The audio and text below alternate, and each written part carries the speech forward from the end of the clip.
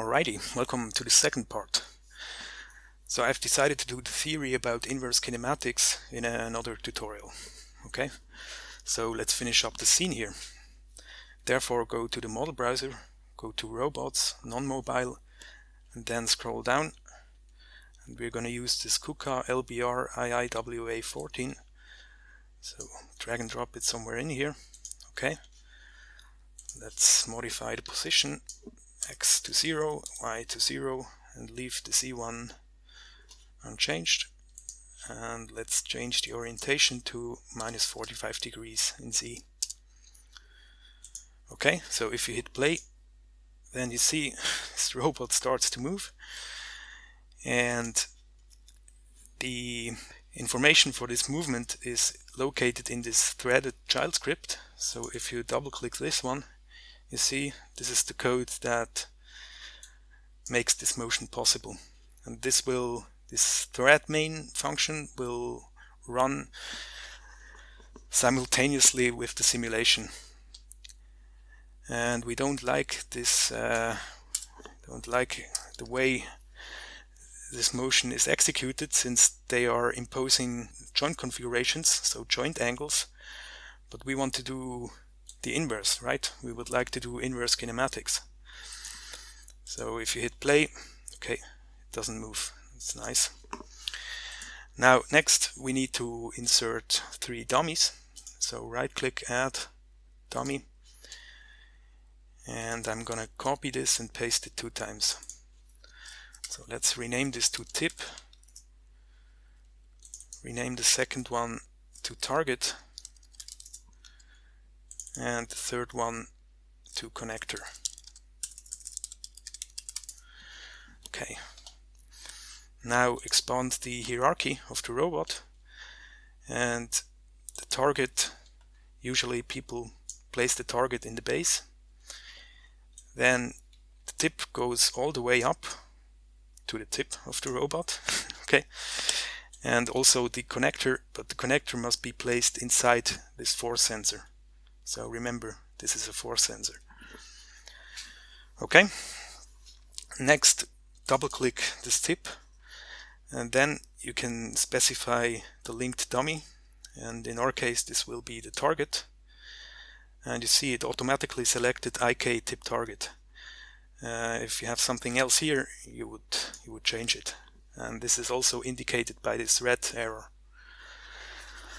Okay, now let's set up the joints for inverse kinematics. So I double clicked this icon here of the joint, and then go to mode, select inverse kinematics mode, hybrid operation, and do this for all the joints. Okay, inverse kinematics hybrid.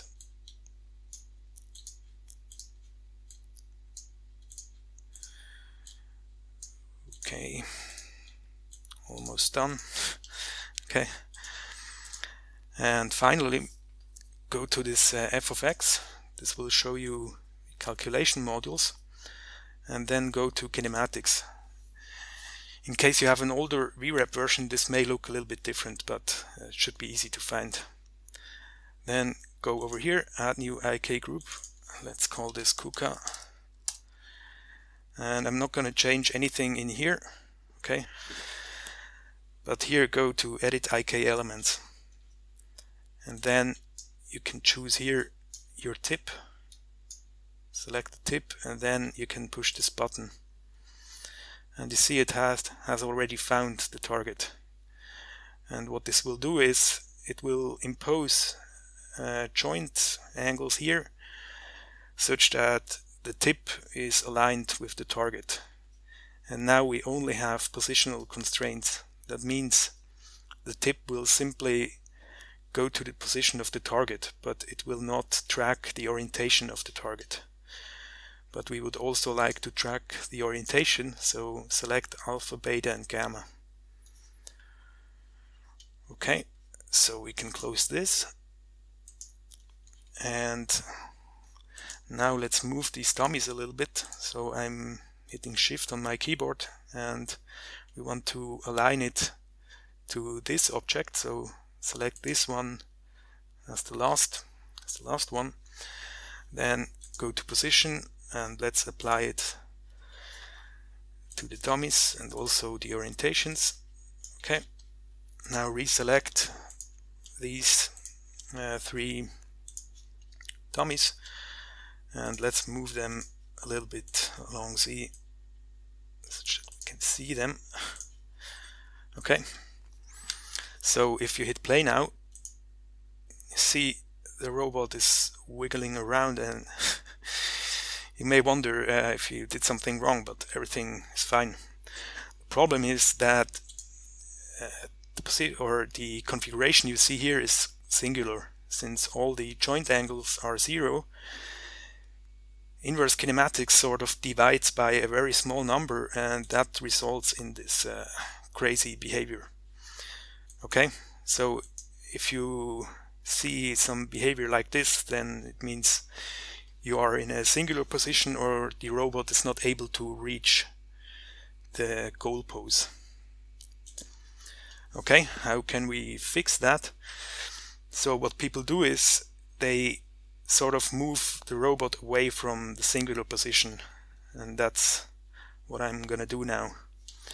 But first, let's go to my GitHub page and you see the modeling parameters,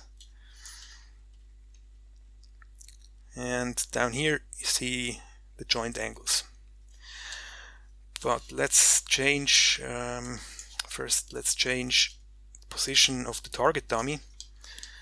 So let's select this target dummy and use these positions -0.1, -0.5 and 0.5. The orientation will be orientation 180, 0 and -90.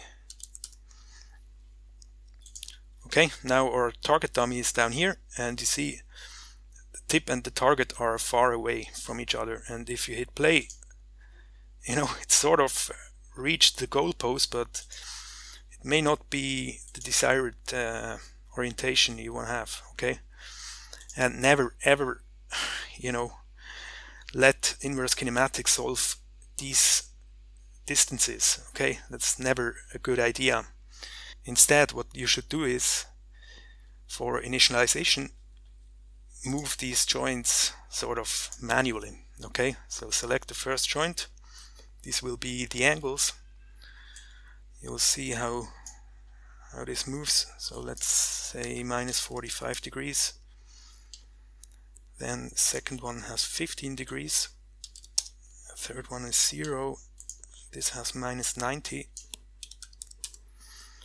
And then 75 for this one. And now you see that the tip and the target are way more close together. I mean, it's still a rather big distance, but if you hit play, you see it sort of behaves as you would expect. Okay, so I think now we can start coding. And I'm going to do this in the same fashion as in the first tutorial. So go back here, go to second tutorial, and I'm going to open the commented versions of the child scripts. So this is the conveyor belt child script. And here we have a threaded child script of the robot.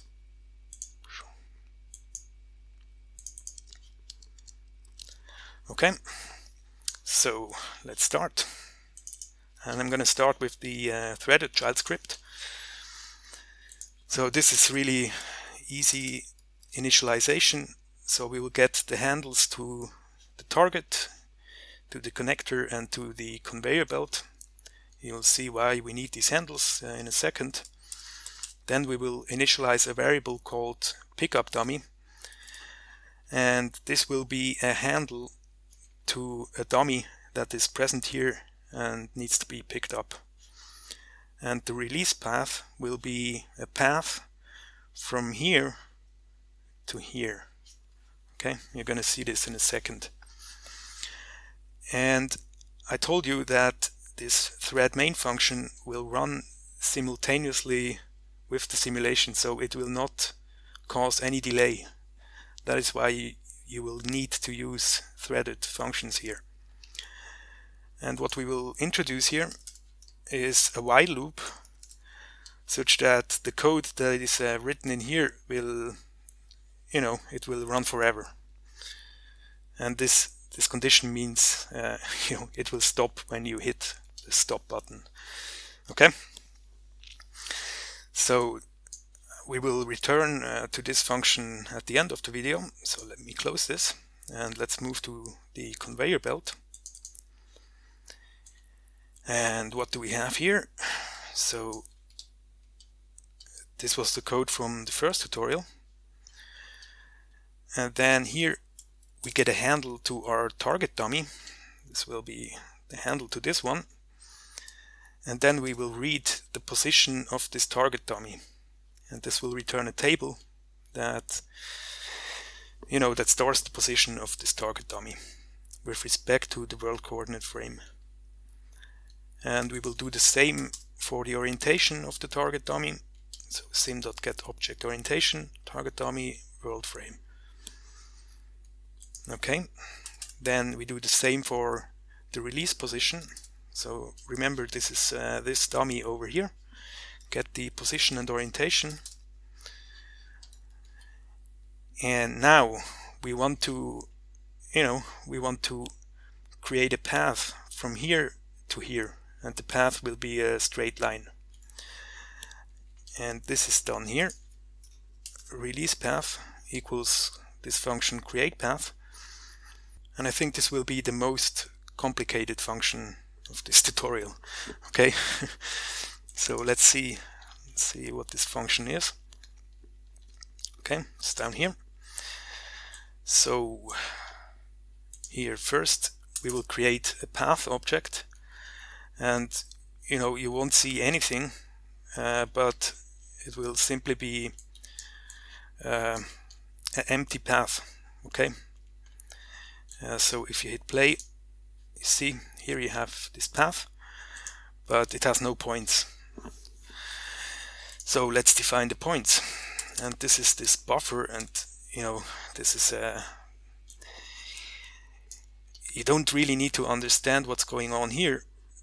So what this buffer is like the first point, starting point. We feed in the x coordinate, we feed in the y coordinate, the z coordinate, and then the orientations.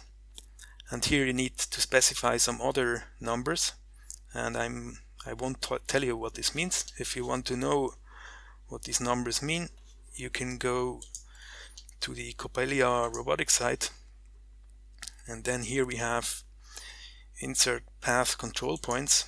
So we will feed in this buffer into this function. You see it over here, and it will tell you what these other values mean. Okay, but we will not use it. But it's important that you have these values here. Okay, since after 11 entries the next point will start, and this will be the end point, and we will feed in these tables through the function call. Okay, so we have a starting point and starting orientation, and an endpoint and an endpoint orientation. Then here sim.insert path control points, and this will actually create the path we want. Okay, here we have the path object. This is this one we have created, the empty path.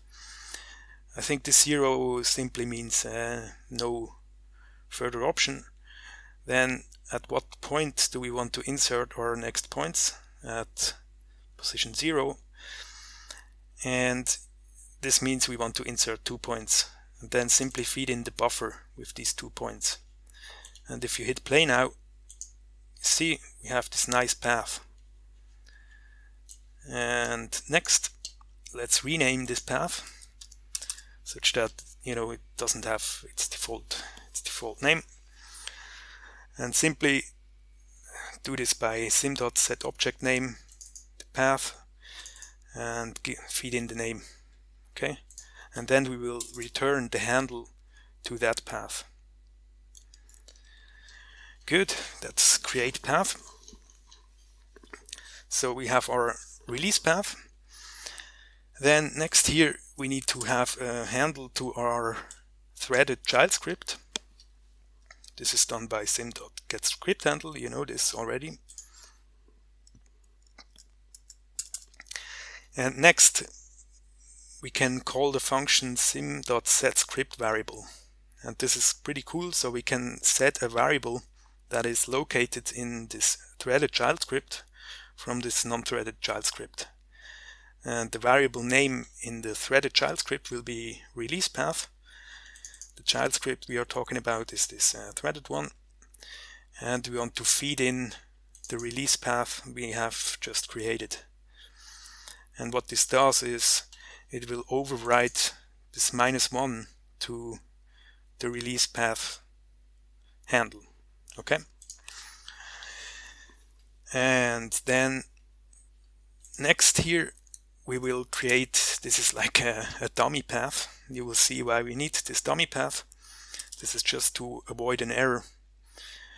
We create this dummy path and rename it to pickup path. And pickup path will be this will be the path from the idle position towards the dummy of the good object. Okay, that was the initialization. Now let's move on here. Again, we will not change this actuation function, so close it. We don't need it. And what we do here is, so if we are in this case, that means a good object has arrived at the proximity sensor. We would like to update a pickup path, since every object will have a slightly different position and orientation. Okay, so we need to update this path every time a good object arrives here. And we will feed in, remember, box dummy list. This will be the dummy of the object that is present here. We will feed in this first item, and let's go to this function. So first let's get the handle to the pickup path. You know, there will be a path here and the object was already removed, and we will remove it since we don't need it anymore. And that is actually why we have already initialized one pickup path. Okay, so we will remove it, and if an object isn't present in the scene and you remove it, then you will have an error. This is simply, that is why we have initialized an empty path. So remove it and then get the position of the dummy. So we have fed in the dummy, get its position, get the orientation, and now we can reuse our function create path, create a new path called pickup path, feed in the idle position. So we will start from here. This will be the starting point, starting orientation, and this will be the end point we have just obtained and the end orientation. Okay, that easy. It's that easy. So if I hit play, let's see. You see, as soon as a good object arrives here, we have a path to that dummy. Nice. Okay. Next, what we will do is remove these first object. Remove the first object from our list. So let's go over here, and we will get the handle to the box and the handle to the box dummy, and we will do it again by, we obtain these handles by removing them from the list. Okay, then the bool list, we don't need the information, and what I'm going to do here is I'm going to use the function sim.callScript function. This is another cool function. So you're able to call a function that is located in another script, and in our case this will be located in this customizable conveyor, Maybe you remember from the last tutorial that we have implemented this add object function, but we didn't use it, so that is why we need it. So we will call this add object function in the belt2 script, and these will be the input arguments, and this will be this object. So we were able to pass this information from here to here. Okay. So as a last step, we will return the box and the box dummy. Okay, so now we have these objects loaded in the obj.js variable. And next we will call sim.setScript variable, and again, we already used this function, so we will assign the handle to the dummy to the pickup dummy variable located in our threaded child script. Okay, so when we call this function, we will use second item of this objects variable and simply override this pickup dummy by the value. And finally, we will set an integer signal that is called object available, and we will set it to 1. And these integer signals will be available for all functions. Okay, it's another cool thing. So this is the case when a good object is over here. Now, if the object was removed, remember, we will be in this case here. And what we will say here is we will clear the integer signal object available, since the belt has restarted. Okay, that's it for the child script here, the non-threaded one. Now let's finally move to the threaded child script. And let's see what we have here. So first line in this while loop is sim wait for signal. This is a wait for this integer signal. And it will pause here until an object is available here, until we set this integer signal to 1. Object available. Okay. Then we will get a handle to the pickup path, since this handle will change all the time. And then simply call the function sim.followPath, and then specify what object should follow the path. So in our case it will be the target. Then feed in the path. This 3 means that you will use orientation and position control. The 0 is some other option, and then simply feed in the nominal velocity and the acceleration. So if you hit play now, okay, we got an error. Unexpected symbol in the conveyor belt on. Oh yeah, I don't know why I had this one. Okay, hit play and everything is fine. Okay, so let's see what we have.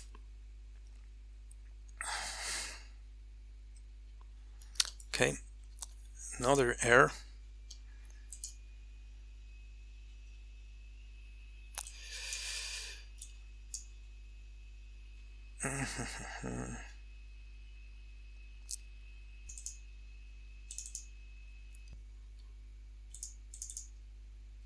Oh, I didn't uncomment these one. Okay, that was stupid.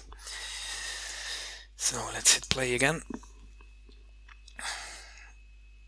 And you see what's going on now is it will follow. What happens is, as soon as it has finished, it will move back and try to follow the path again. But we don't want this, okay? So as soon as it's finished, it should wait 1 second. And after that, we will set the link dummy. So the link dummy will be we will add a dynamic overlap constraint. That means we would like to link the dummy of the box with the connector dummy. And if we perform a dynamic overlap constraint, it means they physically really are connected.